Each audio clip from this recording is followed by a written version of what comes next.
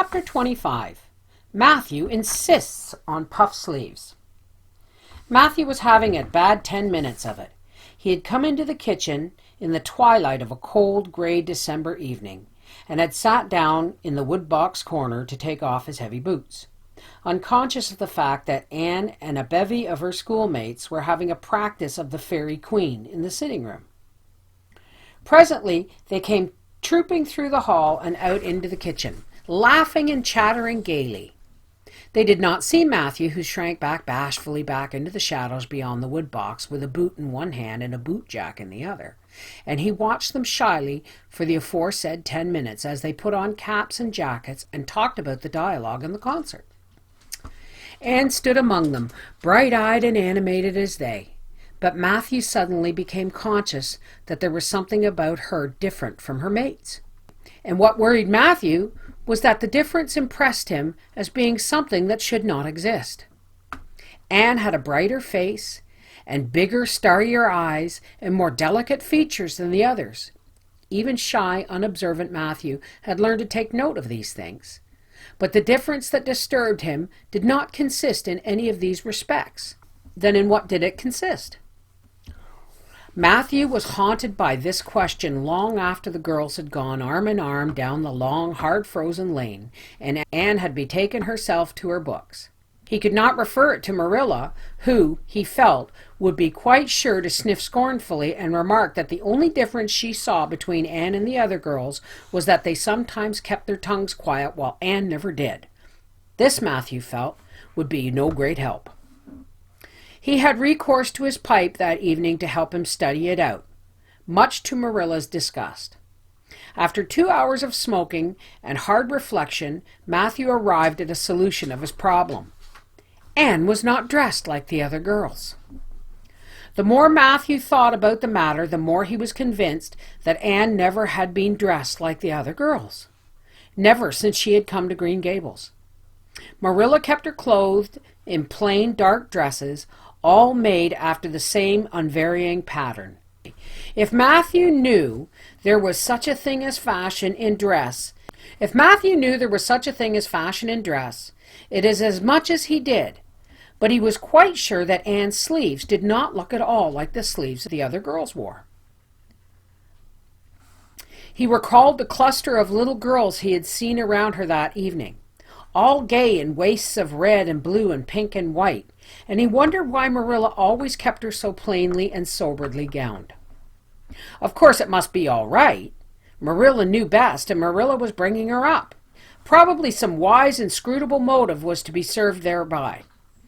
But surely it would not harm to let the child have one pretty dress, something like Diana Barry always wore. Matthew decided that he would give her one. That surely could not be objected to as an unwarranted putting in of his oar. Christmas was only a fortnight off. A nice new dress would be the very thing for a present. Matthew, with a sigh of satisfaction, put away his pipe and went to bed, while Marilla opened all the doors and aired the house. The very next evening, Matthew betook himself to Carmody to buy the dress, determined to get the worst over and have it done with. It would be, he felt assured, no trifling ordeal. There were some things Matthew could buy and prove himself no mean bargainer, but he knew he would be at the mercy of shopkeepers when it came to buying a girl's dress. After much cogitation, Matthew resolved to go to Samuel Lawson's store instead of William Blair's. To be sure, the Cuthberts had always gone to William Blair's. It was almost as much a matter of conscience with them as to attend the Presbyterian church and vote Conservative. But William Blair's 2 daughters frequently waited on customers there, and Matthew held them in absolute dread. He could contrive to deal with them when he knew exactly what he wanted and could point it out. But in such a matter as this, requiring explanation and consultation, Matthew felt he must be sure of a man behind the counter, so he would go to Lawson's, where Samuel or his son would wait on him. Alas, Matthew did not know that Samuel, in the recent expansion of his business, had set up a lady clerk also. She was a niece of his wife's, and a very dashing young person indeed, with a huge drooping pompadour, big rolling brown eyes, and a most extensive and bewildering smile. She was dressed with exceeding smartness and wore several bangle bracelets that glittered and rattled and tinkled with every movement of her hands. Matthew was covered with confusion at finding her there at all, and those bangles completely wrecked his wits at one fell swoop. "What can I do for you this evening, Mr. Cuthbert?" Miss Lucilla Harris inquired, briskly and ingratiatingly tapping the counter with both hands. "Have you well now, say garden rakes?" stammered Matthew. Miss Harris looked somewhat surprised, as well as she might, to hear a man inquiring for garden rakes in the middle of December. "I believe we have one or two left over," she said, "but they're upstairs in the lumber room. I'll go and see." During her absence, Matthew collected his scattered senses for another effort. When Miss Harris returned with the rake and cheerfully inquired, "Anything else tonight, Mr. Cuthbert?" Matthew took his courage in both his hands and replied, "Well now, since you suggest it, I might as well look at, buy some hayseed." Miss Harris had heard Matthew Cuthbert called odd. She now concluded that he was entirely crazy. "We only keep hayseed in the spring," she explained loftily. "We've none on hand just now." "Oh, certainly, just as you say," stammered unhappy Matthew, seizing the rake and making for the door. At the threshold he recollected that he had not paid for it, and he turned miserably back. While Miss Harris was counting out his change, he rallied his powers for a final desperate attempt. "Well now, if it isn't too much trouble, I might as well, I'd like to look at some sugar." "White or brown?" queried Miss Harris patiently. "Oh, well now, brown," said Matthew feebly. "There's a barrel of it over there," said Miss Harris, shaking her bangles at it. "It's the only kind we have." I'll take 20 pounds of it," said Matthew, with beads of perspiration standing on his forehead. Matthew had driven halfway home before he was his own man again. It had been a gruesome experience, but it served him right, he thought, for committing the heresy of going to a strange store. When he reached home, he hid the rake in the tool house, but the sugar he carried to Marilla. "Brown sugar!" exclaimed Marilla.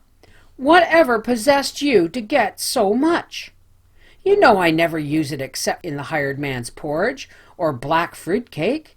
Jerry's gone, and I've made my cake long ago. It's not good sugar either. It's coarse and dark. William Blair doesn't usually keep sugar like that." I thought it might come in handy sometime," said Matthew, making good his escape. When Matthew came to think the matter over, he decided that a woman was required to cope with the situation. Marilla was out of the question. Matthew felt sure she would throw cold water on his project at once. This remained only Mrs. Lynde, for of no other woman in Avonlea would Matthew have dared to ask advice. To Mrs. Lynde he went accordingly, and that good lady promptly took the matter out of the harassed man's hands. "Pick out a dress for you to give Anne? To be sure I will. I'm going to Carmody tomorrow, and I'll attend to it. Have you something particular in mind?" "No? Well, I'll just go by my own judgment then. I believe a nice rich brown would just suit Anne, and William Blair has some new Gloria in that's real pretty. Perhaps you'd like me to make it up for her, too, seeing that if Marilla was to make it, Anne would probably get wind of it before the time and spoil the surprise. Well, I'll do it." "No, it isn't a mite of trouble. I like sewing. I'll make it to fit my niece, Jenny Gillis, for she and Anne are like two peas as far as the figure goes." "Well now, I'm much obliged," said Matthew, and I don't know, but I think they make the sleeves different nowadays to what they used to be. If it wouldn't be asking too much, I'd like to make them in the new way." "Puffs? Of course. You needn't worry a speck more about it, Matthew. I'll make it up in the very latest fashion," said Mrs. Lynde. To herself she added when Matthew had gone, "It'll be a real satisfaction to see that poor child wearing something decent for once. The way Marilla dresses her is positively ridiculous, that's what, and I've ached to tell her so plainly a dozen times. I've held my tongue, though, for I can see Marilla doesn't want advice, and she thinks she knows more about bringing up children than I do, for all she's an old maid. But that's always the way. Folks that has brought up children know that there's no hard and fast method in the world that'll suit every child. But them as never have think it's all as plain and easy as rule of 3. Just set your 3 terms down so fashion, and the sum will work out correct. But flesh and blood don't come under the head of arithmetic, and that's where Marilla Cuthbert makes her mistake. I suppose she's trying to cultivate a spirit of humility in Anne by dressing her as she does, but it's more likely to cultivate envy and discontent. I'm sure the child must feel the difference between her clothes and the other girls. But to think of Matthew taking notice of it. That man is waking up after being asleep for over 60 years. Marilla knew all the following fortnight that Matthew had something on his mind. But what it was she could not guess until Christmas Eve, when Mrs. Lynde brought up the new dress. Marilla behaved pretty well on the whole, although it is very like she distrusted Mrs. Lynde's diplomatic explanation that she had made the dress because Matthew was afraid Anne would find out about it too soon if Marilla made it. So this is what Matthew has been looking so mysterious over and grinning about to himself for 2 weeks, is it? She said a little stiffly, but tolerantly. I knew he was up to some foolishness. Well, I must say I don't think Anne needs any more dresses. I made her 3 good, warm, serviceable ones this fall, and anything more is sheer extravagance. There's enough material in those sleeves alone to make a waist, I declare there is. You'll just pamper Anne's vanity, Matthew, and she's as vain as a peacock now. Well, I hope she'll be satisfied at last, for I know she's been hankering after those silly sleeves ever since they came in, although she never said a word after the first. The puffs have been getting bigger and more ridiculous right along. They're as big as balloons now. Next year, anybody who wears them will have to go through doors sideways. Christmas morning broke on a beautiful white world. It had been a very mild December, and people had looked forward to a green Christmas. But just enough snow fell softly in the night to transfigure Avonlea. Anne peeped out from her frosted gable window with delighted eyes. The firs in the haunted wood were all feathery and wonderful. The birches and wild cherry trees were outlined in pearl. The plowed fields were stretches of snowy dimples, and there was a crisp tang in the air that was glorious. Anne ran downstairs singing until her voice re-echoed through Green Gables. Merry Christmas, Marilla! Merry Christmas, Matthew! Isn't it a lovely Christmas? I'm so glad it's white. Any other kind of Christmas doesn't seem real, does it? I don't like green Christmases. They're not green. They're just nasty faded browns and grays. What makes people call them green? Why, Matthew, is that for me? Oh, Matthew! Matthew had sheepishly unfolded the dress from its paper swathings and held it out with a depreciatory glance at Marilla, who feigned to be contemptuously filling the teapot, but nevertheless watched the scene out of the corner of her eye with a rather interested air. Anne took the dress and looked at it in reverent silence. Oh, how pretty it was! A lovely soft brown gloria with all the gloss of silk, a skirt with dainty frills and shirrings, a waist elaborately pin-tucked in the most fashionable way, and a little ruffle of filmy lace at the neck. But the sleeves, they were the crowning glory. Long elbow cuffs, and above them 2 beautiful puffs divided by rows of shirring and bows of brown silk ribbon. That's a Christmas present for you, Anne, said Matthew shyly. Why, Anne, don't you like it? Well now, for Anne's eyes had suddenly filled with tears. Like it? Oh, Matthew. Anne laid the dress over a chair and clasped her hands. Matthew, it's perfectly exquisite. Oh, I can never thank you enough. Look at those sleeves. Oh, it seems to me this must be a happy dream. Well, let us have breakfast, interrupted Marilla. I must say, Anne, I don't think you needed the dress, but since Matthew has got it for you, see that you take good care of it. There's a hair ribbon Mrs. Lynde left for you. It's brown to match the dress. Come now, sit in. I don't know how I'm going to eat breakfast, said Anne rapturously. Breakfast seems so commonplace after such an exciting moment. I'd rather feast my eyes on that dress. I'm so glad that puff sleeves are still fashionable. It did seem to me that I'd never get over it if they went out before I had a dress with them. I'd never have felt quite satisfied, you see. It was lovely of Mrs. Lynde to give me the ribbon, too. I feel that I ought to be a very good girl indeed. It's at times like this I'm sorry I'm not a model little girl, and I always resolve that I will be in the future. But somehow it's hard to carry out your resolutions when irresistible temptations come. Still, I really will make an effort after this. When the commonplace breakfast was over, Diana appeared, crossing the white log bridge in the hollow, a gay little figure in her crimson ulster. Anne flew down the slope to meet her.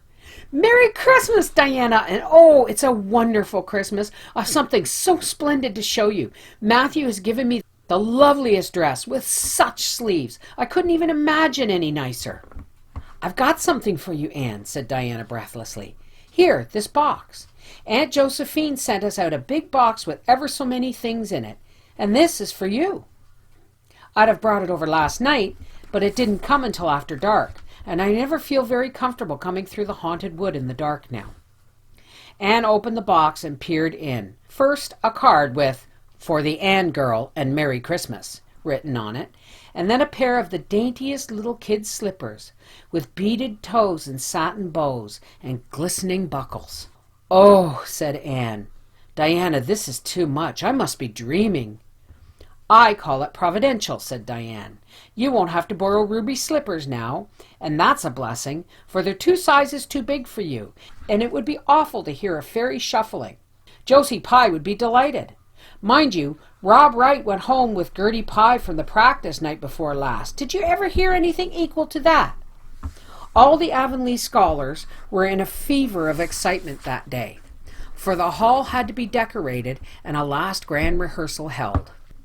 The concert came off in the evening and was a pronounced success. The little hall was crowded. All the performers did excellently well, but Anne was the bright particular star of the occasion, as even envy in the shape of Josie Pye dared not deny. "Oh, hasn't it been a brilliant evening?" sighed Anne, when it was all over and she and Diana were walking home together under a dark, starry sky. "Everything went off very well," said Diana practically. "I guess we must have made as much as $10. Mind you, Mr. Allen is going to send an account of it to the Charlottetown papers." "Oh, Diana, will we really see our names in print? It makes me thrill to think of it." "Your solo was perfectly elegant, Diana. I felt prouder than you did when it was encored. I just said to myself, it is my dear bosom friend who is so honored." "Well, your recitations just brought down the house, Anne. That sad one was simply splendid." "Oh, I was ever so nervous, Diana. When Mr. Allen called out my name, I really cannot tell you how I got up on that platform. I felt as if a million eyes were looking at me and through me, and for one dreadful moment I was sure I couldn't begin at all. Then I thought of my lovely puff sleeves and took courage. I knew that I must live up to those sleeves, Diana. So I started in, and my voice seemed to be coming from ever so far away. I just felt like a parrot. It was providential that I practiced those recitations so often up in the garret, or I'd never been able to get through. Did I groan all right?" "Yes, indeed, you groaned lovely," assured Diana. "I saw old Mrs. Sloane wiping away tears when I sat down. It was splendid to think I had touched somebody's heart. It was so romantic to take part in a concert, isn't it? Oh, it's been a very memorable occasion indeed." "Wasn't the boys' dialogue fine?" said Diana. "Gilbert Blythe was just splendid, Anne. I do think it's awful mean the way you treat Gil. Wait till I tell you. When you ran off the platform after the fairy dialogue, one of your roses fell out of your hair. I saw Gil pick it up and put it in his breast pocket. There now, you're so romantic that I'm sure you ought to be pleased at that." "It's nothing to me what that person does," said Anne loftily. "I simply never waste a thought on him, Diana." That night Marilla and Matthew, who had been out to a concert for the first time in 20 years, sat for a while by the kitchen fire after Anne had gone to bed. "Well now, I guess our Anne did as well as any of them," said Matthew proudly. "Yes, she did," admitted Marilla. "She's a bright child, Matthew, and she looked real nice too. I've been kind of opposed to this concert scheme, but I suppose there's no real harm in it after all. Anyhow, I was proud of Anne tonight, although I'm not going to tell her so." "Well now, I was proud of her and I did tell her so afore she went upstairs," said Matthew. "We must see what we can do for her some of these days, Marilla. I guess she'll need something more than Avonlea school by and by." "There's time enough to think of that," said Marilla. "She's only 13 in March. Though tonight it struck me she was growing quite a big girl. Mrs. Lynde made that dress a mite too long, and it makes Anne look so tall. She's quick to learn, and I guess the best thing we can do for her will be to send her to Queen's after a spell. But nothing need to be said about that for a year or two yet." "Well now, it'll do no harm to be thinking it over off and on," said Matthew. "Things like that are all the better for lots of thinking over."